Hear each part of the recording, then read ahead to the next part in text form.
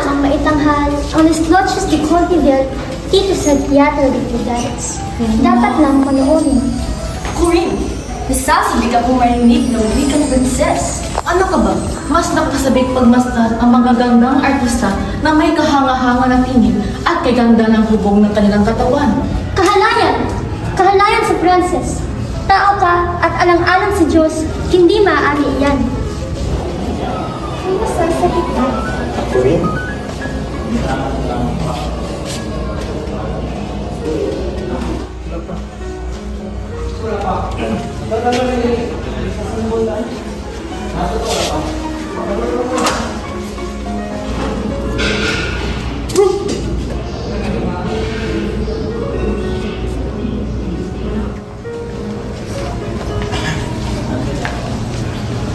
Dapat mong malaman na dagsa ng mga taong ito'y kagagawa ng mga praile. Sa mga praile? Ba't ganon?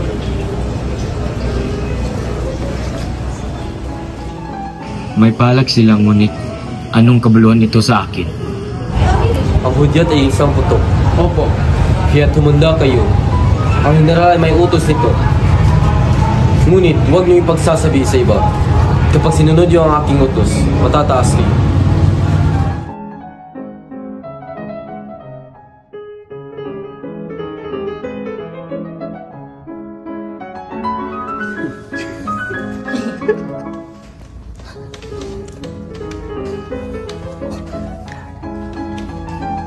Hindi ba't nakatakdang magsimula ang palabas sa 8:30 ng gabi? Ilang minuto na lang bago mag-ikasyam, hindi pa rin dumating ang Kapitan General na siyang tanging hinihintay.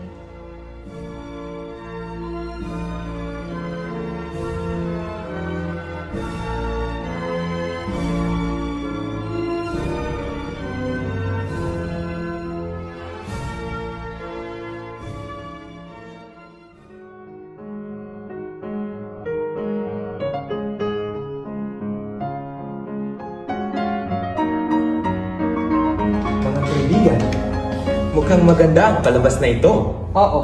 Ngunit mas maganda ang balita natin kapag nagpapayag ni Pepay si Don Custodio. Huwag kayong masyadong makapante. Alam natin na mahirap basahin ang isip ni Don Custodio. Hay nako, Pekson.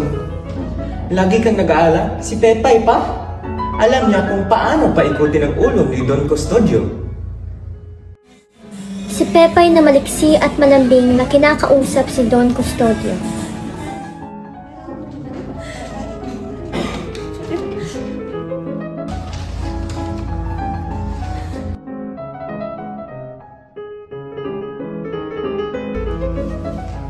Mukhang matagumpay ang plano natin. Si Pepay ang nagdala ng liham kay Don Custodio. Kung gayon, panalo na tayo. Iyan ang tinatawag na diplomasya ng kagandahan. Huwag muna tayong magdiriwang. Kilala ko si Don Custodio. Madulas ang kanyang dila at mahirap yakin ang kanyang desisyon. Oh, Pekson. Kahit kailan talagang mapagduda ka. Ano ito? Mukhang masaya siya. Hindi magaganyan ang mukha ni Pepay kung walang magandang balita. Isagani, bakit parang hindi ka nasasabik? Tagumpay na ito. Matatayo na natin ang Akademya ng Wikang Kastila. Tagumpay nga ba? O laro lamang ng kapangyarihan? At ano ang halaga ng tagumpay na ito kung hindi naman talaga tayo tunay na malaya? Naku, Isagani, huwag ka namang maging trahedya sa kaligayahan nito. Ngayon pa bang malapit na tayong magtagumpay? Baka naman iniisip mo si Paulita. Ay, pag-ibig. Kay raming kayang palungkutin ng pag-ibig. Hindi lang si Paulita, kundi ang kinabukasan natin. Kung sa ganitong paraan tayo magtatagumpay, anong uri ng kalayaan ang makakamtan natin? Ang mahalaga, makuha natin ang akademya. Kapag nakuha natin ang ating karunungan, doon natin magagawang tunay na makalaya. Biglang tumayo si Don Custodio. Tinitingnan ang liham na hawak ni Pepay at tumango na bagya.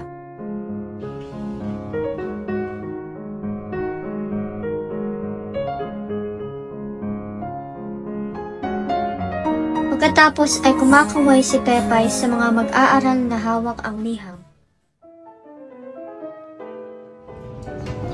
Basilio, ang opyo ko. Ngunit Kapitan, marami na po iyong nainom. Hindi! Nasaan ang opyo ko? Ibigay mo na! Kapitan, kumalma po kayo. Sa ngayon, magpahinga muna kayo.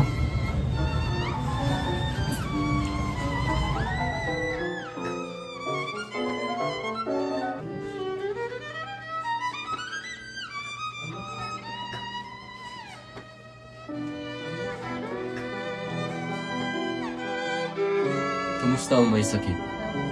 Ang buong katawan ay nakalatan ng lasong apyan. Bukas o makalawa ay maaring mamatay. Isang sulak ng kalooban ay maaring makapatay sa kanya. Katulad ng Pilipinas, sa loob ng isang oras, magsisimula ng himagsikan. Sa pamagitan ng mga hudyat ko, wala nang aral-aral, wala nang universidad, wala nang ibang makikita kundi patayan. Ako'y nakahanda at natitiyak ko ang aking tagumpay. Kapag kami nagtagumpay, lahat ng mga taong hindi tumutulong sa amin pagkapat may kayang dumamay, ay tuturing naming kaaway. Basilio, naparito ako upang pahayag sa iyo ang dalawang bagay. Ang iyong kamatayan o iyong kaligtasan. Pumili ka. Ang aking kamatayan o ang aking kaligtasan? Sa pamalaan ka ba o sa amin? Sa mga sumisil sa iyo o iyong bayan? Basilio, naparito ako upang iligtas ka sa mga alang-alang na nag-uugnay sa atin. Ano ang dapat kong gawin? Isang bagay na napakadali. Ang kaguluhan sa iba't ibang puok o siyudad ay pamumunuan mo ng isang pangkat. Gibain ninyo ang Santa Clara at kunin mo roon ng isang tao liban sa akin. At kay Kapitan Tiago, ikaw lamang ang nakakakilala. Hindi ka malalagay sa panganib. Si Maria Clara? Ibig ko siyang iligtas, kaya ako bumalik at inibig kong mabuhay. Hinangad ko ang himagsikan, sapagkat ang himagsikan lamang ang nagbubukas sa akin ng mga pinto ng kumbento. Naku, huli na kayo. Huling-huli na. Wala na. Patay na si Maria Clara.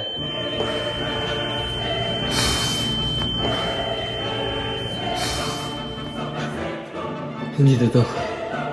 Buhay si Maria Clara! Nararapat na buhay si Maria Clara. Hindi siya mamamatay at ngayong gabi ay liligtas ko siya. Bukas ay patay ka! Patay na. Nang hindi ko man lang nakita. Namantay nang hindi. Ako'y nabubuhay ng dahil sa kanya. Namantay na nagtitiis. Wala na. Dito. Patay na si Maria Clara. Patay na si Maria Clara. Patay na si Maria Clara. Bukas siya na!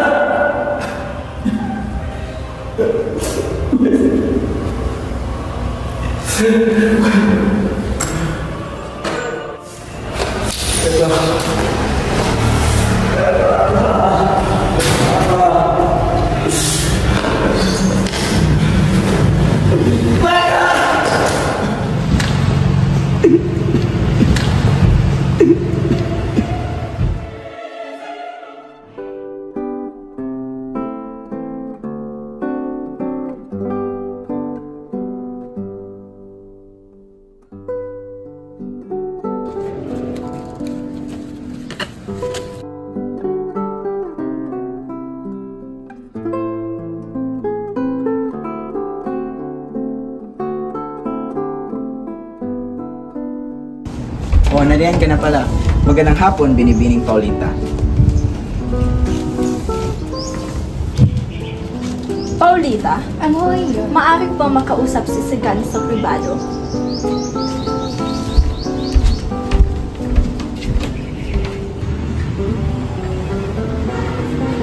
Ano po iyon, Doña Victorina? Alam kong alam mo kung nasan si Don Tiburcio. Nasan nga ba si Don Tiburcio? Ang iyong asawa? Hindi ko po alam kung nasaan iyong asawa. Wala nga akong balita tungkol sa kanya. Kung sa ganon, ano ang tingin mo kay Juanito Pelaez? Si Juanito Pelaez? Si Juanito Pelaez ay isang matino, gwapo, makisig at isa sa Kastila. Patuloy mo pa iibigin si Paulita na mapasa akin si Pelaez? Ang susunod po. Saka na.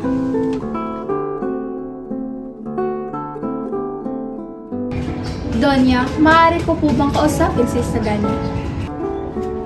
Maaari. Isagani?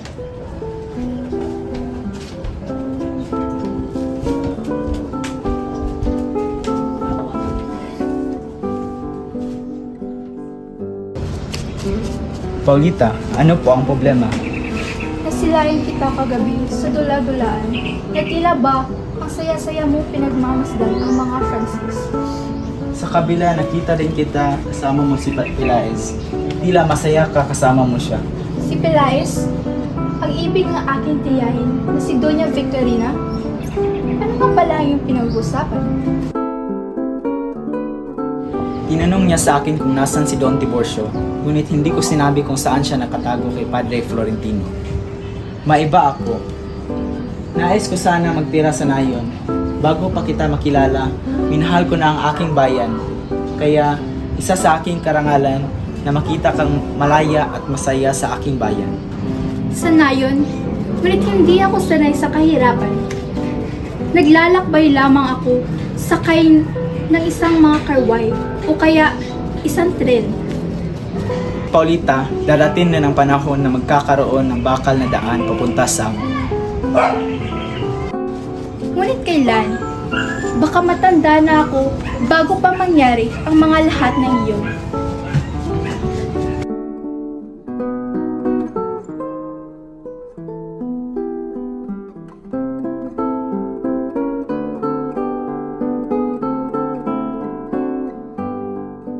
Hindi talaga tumutupad sa usapan si Juanito. Hindi niya ginawang sumipot. Mas mabuti na lang si Basilio at inanyahan.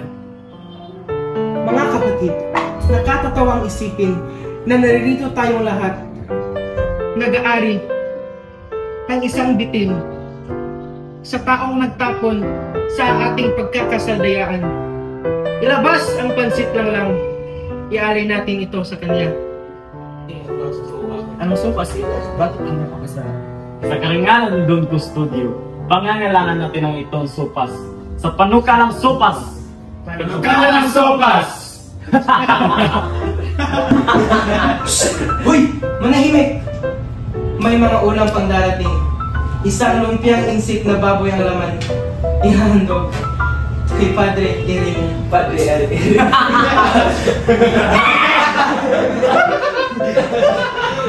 Ngunit, hindi makakain ng pare kung hindi tanggalin ang ilong ng baboy. Kung gayon man, tanggalin ang ilong ng Padre Iring eh. Tanggalin ang Padre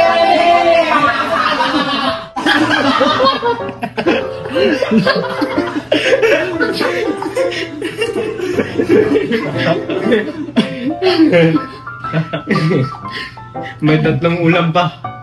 Tortang talong na inihandog sa mga praile. Pagkat may pagkaalimango naman sila eh.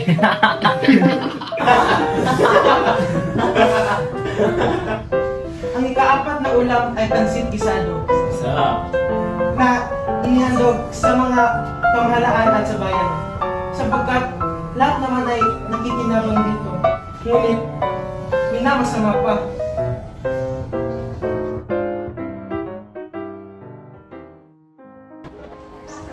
Halos naubos na ni Basilio ang ipon niya sa pagtubos kay Huli at pagpapatayo ng bahay para ni Ingkong Celo.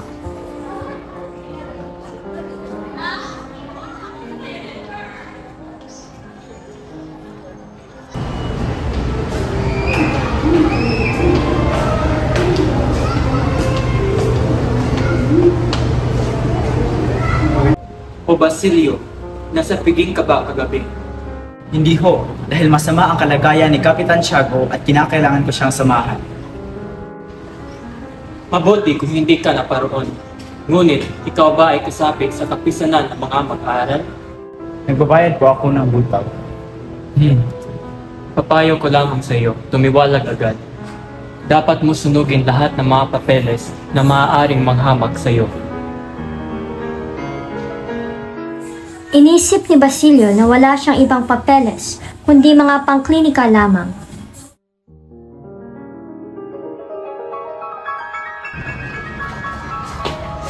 Ano ang balita, Tadeo? Isang linggo walang klase. Walang klase. Anong nangyari? Ipinakulong ng mga kasapi ang kapisanan. At kinatutuwa mo pa yun?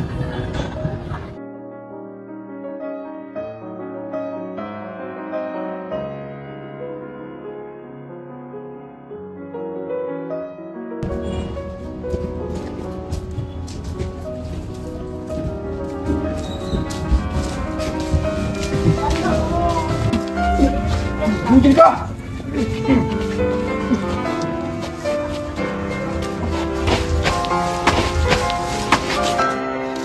Isang mag-aaral ng medisina at nakatira sa kalye ng Anloge.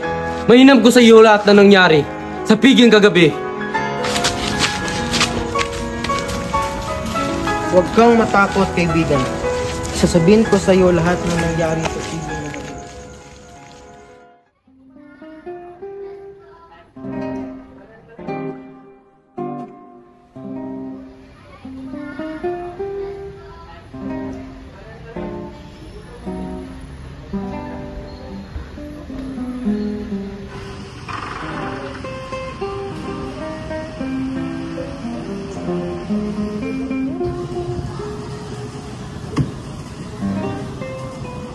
Ano ang ibig sabihin sa amin sa mga estudyanteng Pilipino? Na kayo'y masipagtupad sa iyong mga tungkulin. Na kami tumupad sa aming tungkulin? Ano-anong tungkulin ay iniatag sa amin? Marahil kayo, ngunit ang ibang praile, tungkulin ng mga praile na turuan ang 8 milyong Pilipino. Ngayon, ako magtatanong sa inyo. Tumutupad ba kayo sa inyong mga tungkulin? Tumutupad kami. Ngunit ang tanging tinuturo niyo ay lumang kaalaman. Parang bilanggo ng pamahalaan ang mga estudyante, tila may nangyayari sa botan sa pamahalaan at sa mga praile upang mapanatiling mamang ang mga Pilipino. Tila'y napakabigat na inyong sinasabi. Lampas na sa hangganan sa ating pag-uusap. Ngunit, Padre, ang mga praile bagamat hindi ko kayo sinali doon, ay sasabihin hindi dapat kami matuto upang maghanap ng kalayaan. Ang karunungan ay pinagkakaloob sa mga karapat-dapat lamang, sapagkat mawawalan ito ng kabuluhan, ngunit ito ay pinakaloob sa mga taong walang mainis na kalooban at mabuting asal. Kung gayon, meron pa ring taong malinis ang kalooban at mabuting asal. Maaring nakuha niya ito sa kanyang mga magulang o sa kaligiryan niya. Kung ano kami ngayon, kayo ang may gawa. Kung wala kaming mabuting asal, sino ang may kasalanan? Tinuruan ninyo kami sa loob ng 3 siglo. Kung high school to, walang mangyayari maayos. Sa ganitong panahon, marahil siya'y tanga.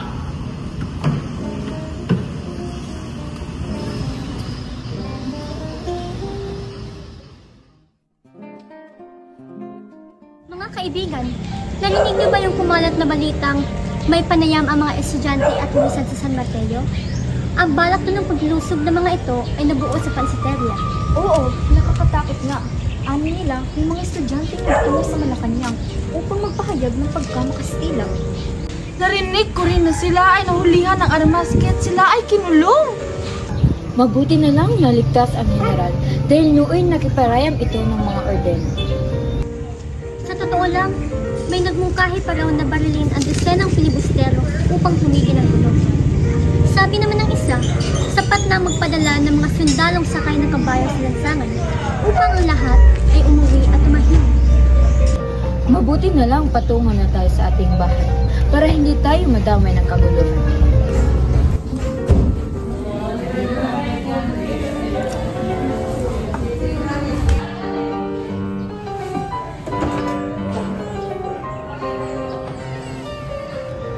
Kapitan Tiago.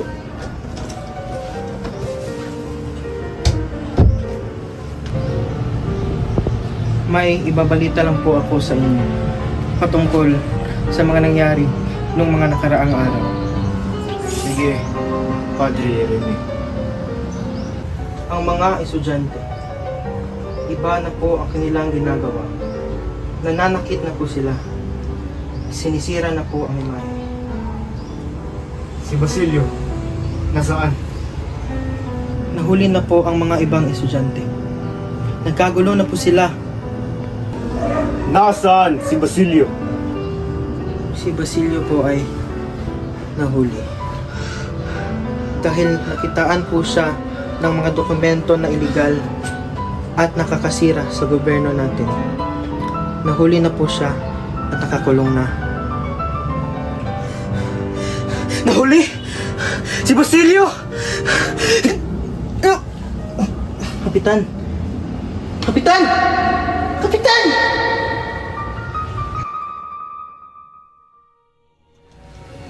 Arangal ang libing ni Kapitan Tiago.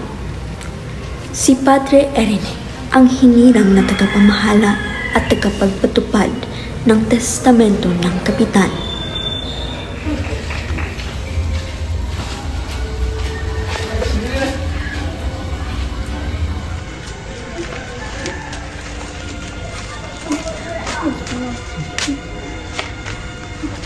Isang kahihiyan at kapalastangan ang pagkamatay ni Kapitan Tiago, ning hindi man lang siya nakapagkumpisal nung siya'y namatay. Tama, hindi daw naging banal ang kanyang pagkakalibing.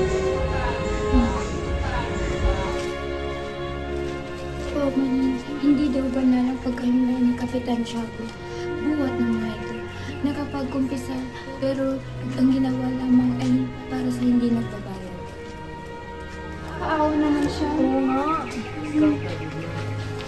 Mga kaibigan, alam niyo ba, may mga sabi-sabi nagpakita raw si Kapitan Tiago sa mga monga sa Santa Cruz nung siya'y naghinalo. May mga sabi-sabi nagpakita ang kanyang kaluluwa. Bitbit ang kanyang manok na pangsabong habang ang kanyang bibig ay may mga opyong hinikit. Kaya pala nakita ko siya nung isang gabi. Talaga ba? Mabuti na sana kung ako yung namatay upang ako pinanggaan ng magandang lamay.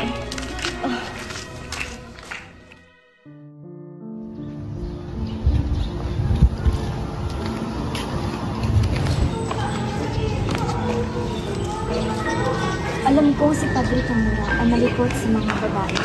Ngunit huwag kang mag-alala, nandito naman ako. Para naman ito kay Basilio. Nagdadalawang isip po ako eh. Ayaw ko pong pumunta. Ba't ka nagdadalawang isip? Ayaw ko po talaga. Halika na, kung ayaw mo mamatay si Basilio at ito'y pagsisihan mo.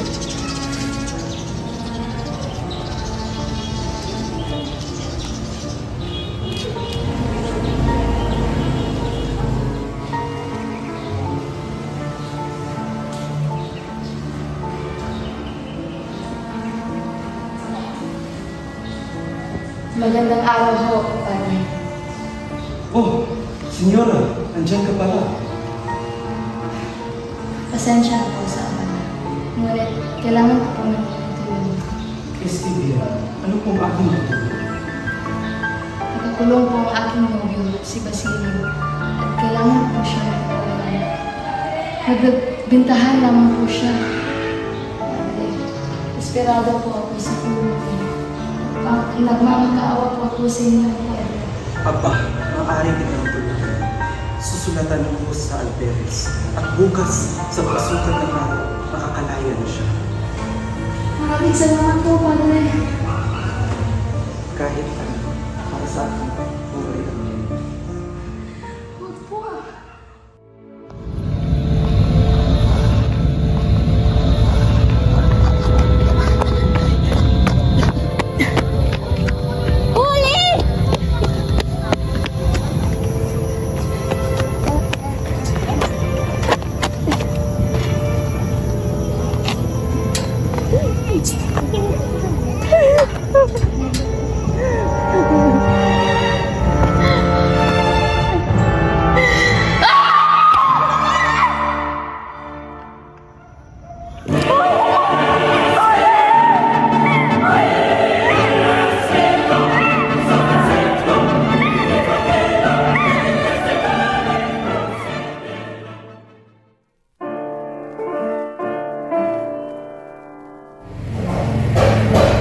Ngunit estudyante si Medicina ay natatapos na.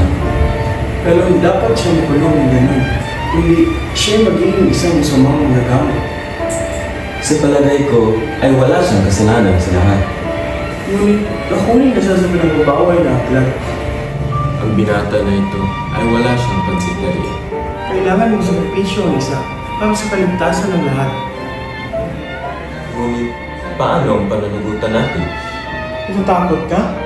Ididemanda ko ang isang alila at magtutuligsa ang hukuman. Kailangan muna niyang dumaan sa ministro ang humirap sa akin.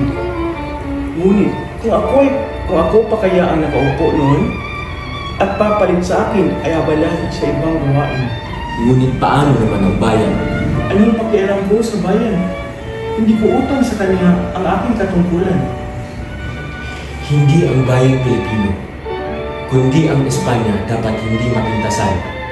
Dapat sumunod tayo sa katarungan at mabuting pamamahala. Bakit? Hindi ko ba ginagawa? Ako ba'y pinapangahalan mo? Kung maging malaya kayo sa kinabukasan, may kastilang kapanig niyo at ipaglaban para sa inyong karapatan.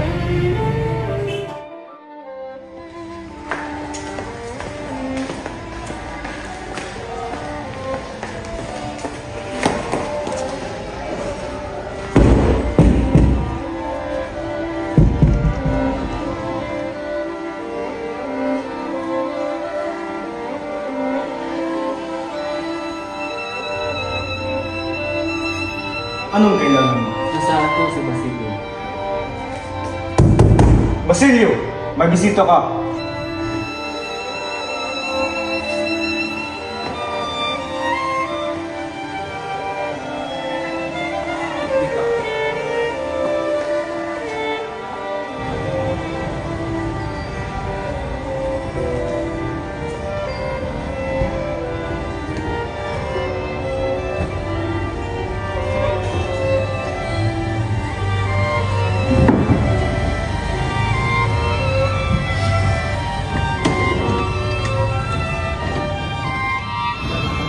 Ba't naparito pa? Ginoo, mayroon po akong dalang bagong balita. Ngunit hindi ito may sasama. Ano yun? Balita po ito galing Tiamo. Tungkol po ito sa mga mahal ninyo. At sino naman?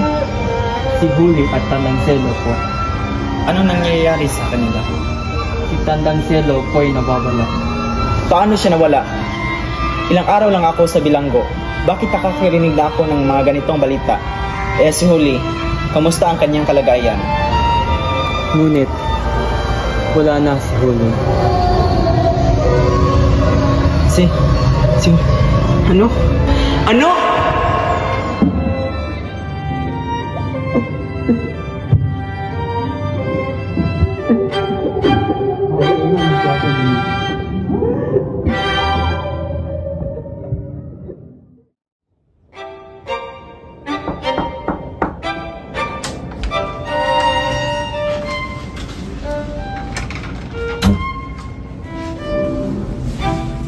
Ikaw ba'y tunay na magaling na? Isang magandang balita. At dahil dyan, magdiriwang tayo ng piyesta. Bilang isang pasasalamat na ang aking kaibigan ay magaling na. Totoo yan. Magaling na ako. Kung magaling na kayo, mag-aandog kayo ng isang di mapapantayang pagsasalo sa iyong bahay. Kumalma ka, kaibigan. Ngunit wala akong bahay. Hindi ako nag-aari nito. Binirisa na ninyo kay Kapitan Tiago na murang-murang nakuha ni Ginoong Pilaes.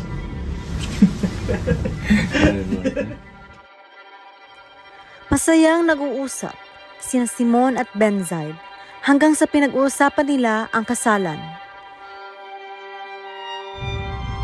Ikakasal na pala si Paulita Gomez kay Juanito Pilaes.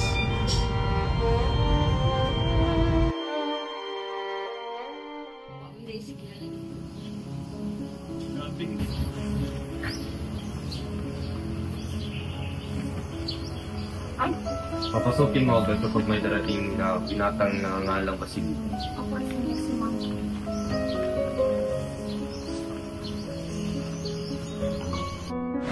Dumating ang kahambal-hambal na si Basilio.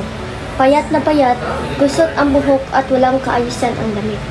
Ito ay lumapit kay Simon at sinabing siya ay masamang anak at kapatid. Manhin, ngunit nandyan ba si Senior Simon? Ako pala si Basilio. Ginoong Basilio, tumuloy pa kayo.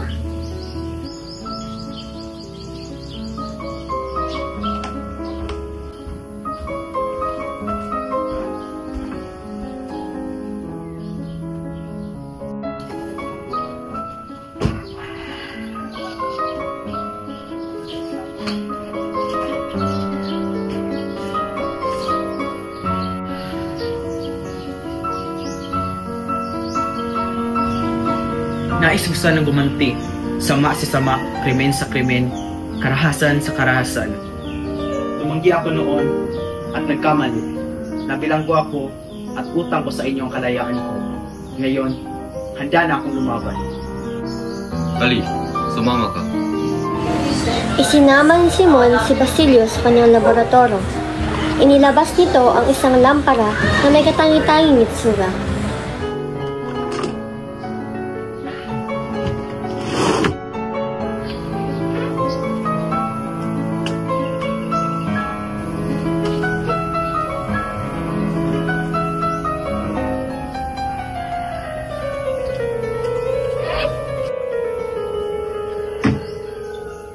Nitroglycerina at dinamita? Tama yan. Ito'y luha, poot, at pagtitimpi. Matatalo ang masasama. Ilalagay ang ilawan sa gitna sa loob ng 30 minuto.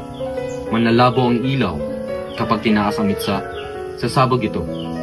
At ang buong silid, walang makakaligtas. Kung ganon, ay hindi na kailangan ng aking tulong. May iba kang gagampanan.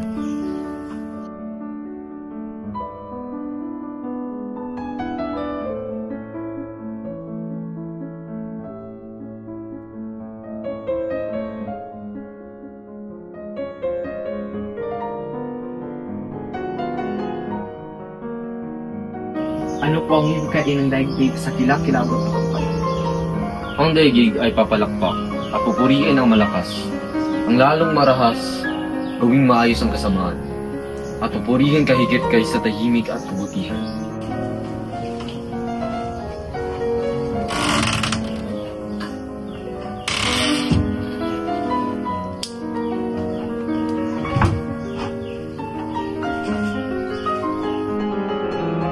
Hintayin niyo ako sa harap ng simbahan ng San Sebastian sa alas 10 para sa aking pilimpili. Umalis kayo bago mag alas 9 sa malayo sa daang Anlobe.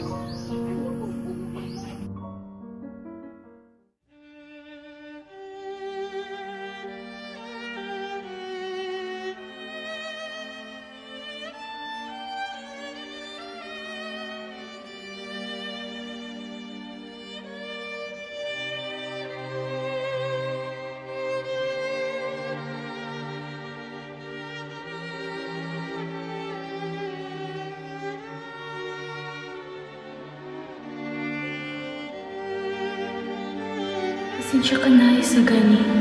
Pinaramdam mo man sa akin ang tunay na pag-ibig. Ngunit kailangan kong mag-asawa ng makakabuhay sa isang babaeng katulad ko.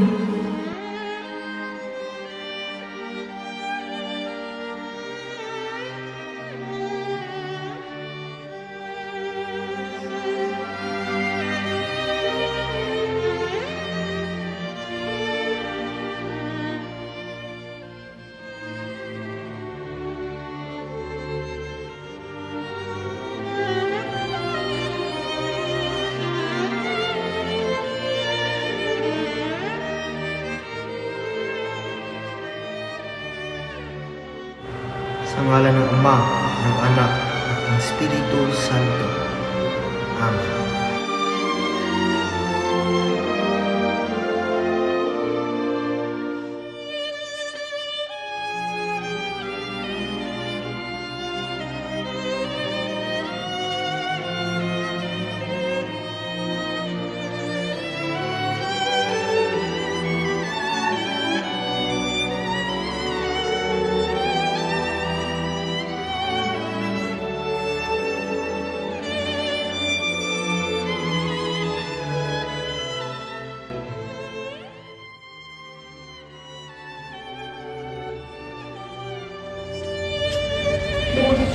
Ano yung pakay? Hindi ka pwede pumasok dito. Sagani. Oh, Basilio. Sagani, huwag ka nang tumuloy. Sasabihin ko sa sasabog ang bahay ninyo. Ilang minuto, mamamatay yung lahat. Kita mo puting ilaw na yan. Yan ang ilaw ng kamatayan. Tutok yan. Ni isang walang kakalipas. Halika na. Hindi maaari, kaibigan. Kailangan kong makita si Lolita sa muling pagkataon. Makinig ka ng mabuti, Isagani. Huwag kang tumuloy. Baka may mangyayaring masama.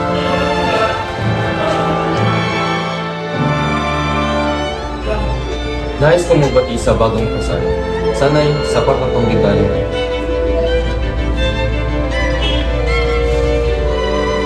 Nag-abala pa kayo, Sir Simon. Pero maraming salamat sa iyong pagdalaw, Sir Simon. At sa magandang na paraan. Hindi pa ka talaga sasali sa kainan ng yan. Kung pwede lang. Ngunit marami pa akong importante na dalawa pa. Kaya ako'y mauna na. Nawaya iyong gabi ay iyong kasaya.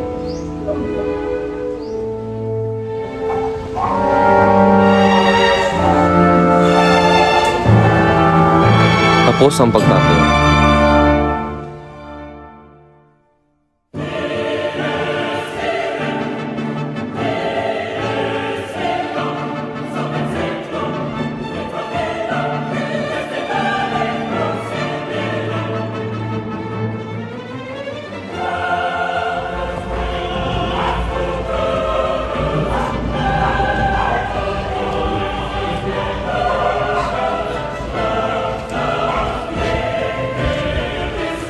Mane, Jesse, Fare, Juan Crisostomo Ibarra.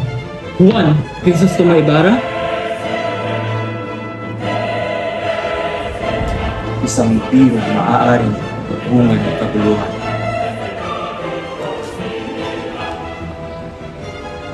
Yan ang kanyang pirma. Yan ang tunay na sulat ng Ibarra. Sa palagay ko, ang Mane Tesel Fares na yan ay hindi nangangahulugang papatayin tayong lahat ngayong gabi. Ngunit maaari tayong malason.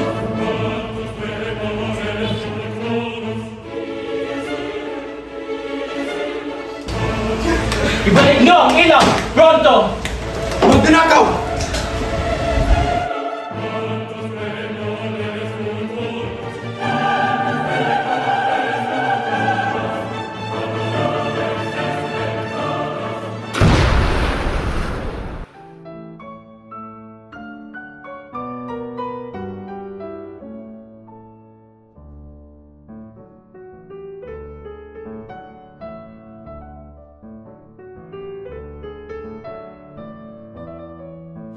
Umuwi ng bahay si Bensag matapos ang kaguluhan.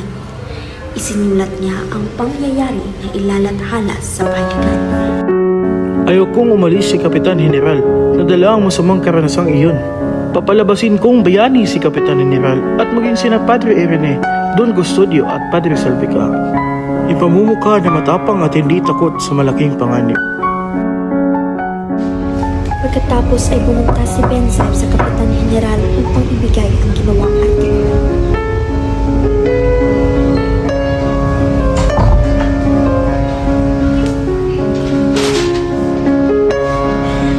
Hindi ko ito papayagan. Kaya alam mo at nagbawal ang maglalabas ng masamang nangyari sa kasalan. Bakit hindi mo ito pinayagan? Sapagkat hindi naman ito aabot sa Espanya.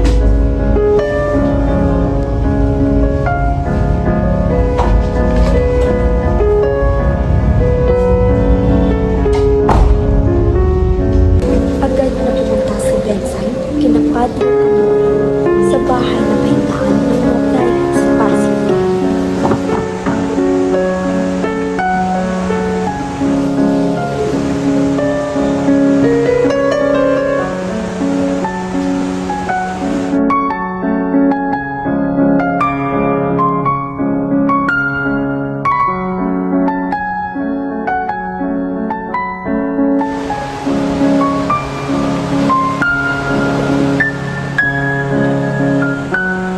Ano ka bang tao ka?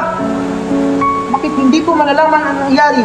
Ustad, kailangan palagasin natin yung maraming lumusti dito. Parang dapat.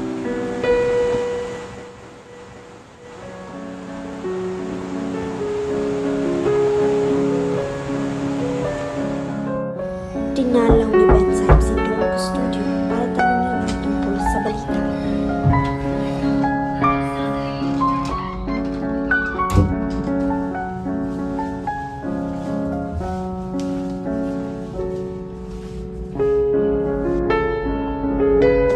Don Custodio, may katotohanan ba ang mga balita? Hinahanda ko na ang kaso laban kay Simon, sapagkat saan siya napatagpuan. Hoy, ang Ananghero Simon ang may salarin. Sus Mario Joseph, nakipagsosyo siya upang manggulo at patayin lahat ng Espanyol. Naunawaan ko na ngayon. Kaya't kagabi, habang naghahapunan kami, ay namatay ang lampara. At may isang di kilalang tao na nagnakaw ng lampara, iyong handog ni Simon. Isang magnanakaw? At hindi nahuli? Tumalon sa ilog at walang nakakilala sa kanya. Ang lamparang iyon ay magpapasabog sa buong bahay. Sayang! Kung di siya magnanakaw na yon, siya nang namatay na lahat!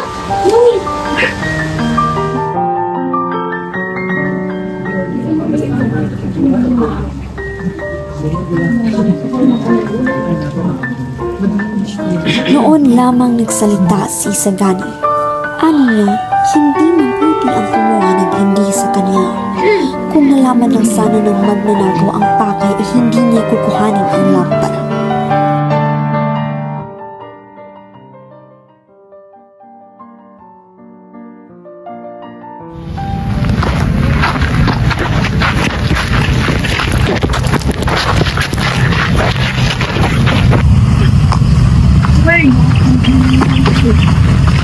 Blong!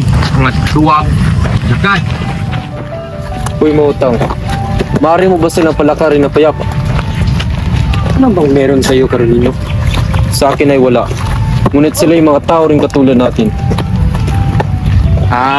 Bago ka pa nga? Ano nga ba ang ginagawa ninyo sa bigag ng libahan? Aba, kung meron kaming mabuting gagawin, ay ginawa na namin.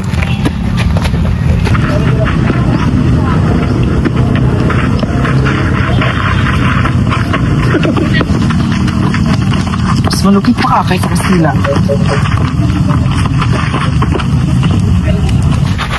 Manganib ang lugar na ito! Sulong! Lakad! Sulong! Lakad!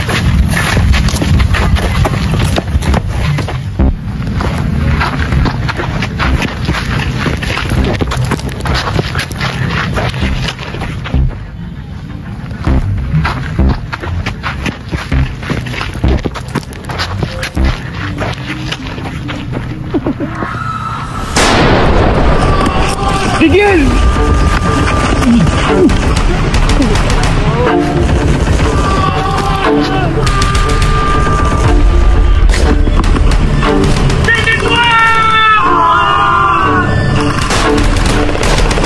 Sige, Carolino! Ipakita mo ang kagalingan mo! Barilin mo!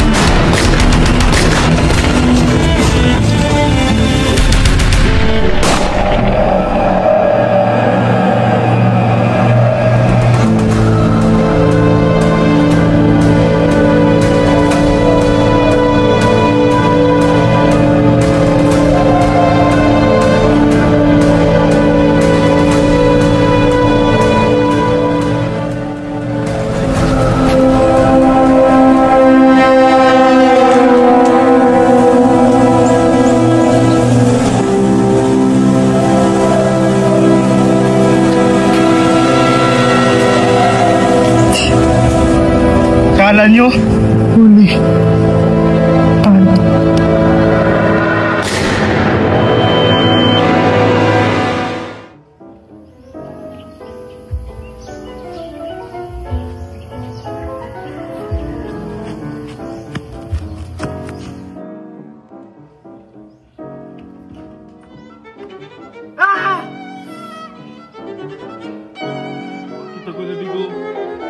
Bakit ang pinaparusahan?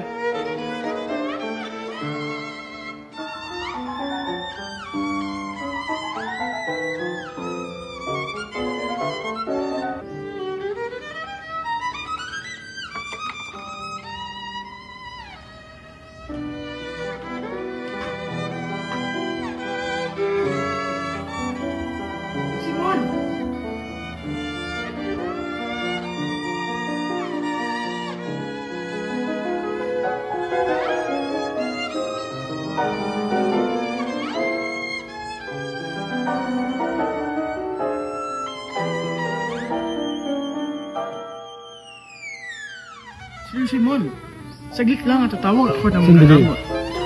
Yari lang dapat mangyari. Mas pipiliin kong mamatay kaysa mahuli at makulong. Ano ang ibig mo sabihin, Sir Simon? Padre, ang tunay ko pong pangalan ay si Juan Crisostomo Ibarra.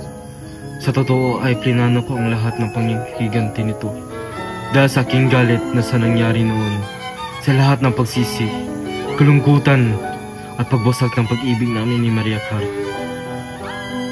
Ngunit ay Diyos, Padre, ay hinadlangan ng aking balak at kilos. Naalala ko tuloy ang matabis na pagsintahan ni Maria Clara. At kay sakit na matuklasan na siya'y namatay. Sa kumbento nang hindi kami nang maligtas. Hindi magkasama kami, huling hininga. Ngunit alam kong hahanapin namin ang isa't isa. Ang papalarang tunay. Tunay. Sana'y susunod ng kwento. Maging sa'yo. Maraming maririkit na kababaihan dun sa Europa. Naalala mo pa ba ako? Paano kita malilimot kung kasama ko tuwi ang iyong alaala at iyong napakatamis na tinig na kailanman ay hindi nawawaglit sa aking isipan? Baka ako, Sinta, ay nalimutan na? Parati ka nasisipan ko, mahal. Kahit ilang 7 taon pang ulit-ulit, hihintayin kita, Crisostomo. Hindi ko hahayaan na magkahiwalay tayo dahil naroon ang pangako ko na ikaw, Maria, ang babaeng pagkakasalan ko. Basta't buhay ka, ako'y mabubuhay din.